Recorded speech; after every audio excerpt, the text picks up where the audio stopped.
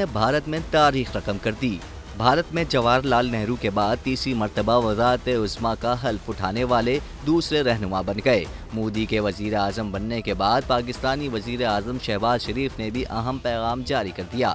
शहबाज शरीफ ने एक्स पर नरेंद्र मोदी को मेंशन करते हुए उनके नाम पैगाम जारी करते हुए लिखा कि नरेंद्र मोदी को तीसरी बार बतौर वज़ीर आज़म हल्फ उठाने पर मुबारकबाद पेश करता हूँ। वाज़ेह रहे कि मोदी की हल्फ बर्दारी की तकरीब में बांग्लादेश, श्रीलंका और मालदीव समेत 7 इलाकाई ममालिक के सरबराहान ने शिरकत की थी। अपोजिशन जमात कांग्रेस के सदर मलिक अर्जुन खिरगे भी तकरीब में शरीक हुए। तकरीब में बॉलीवुड के सितारे और मारूफ सनतकार मुकेश अंबानी भी शरीक हुए।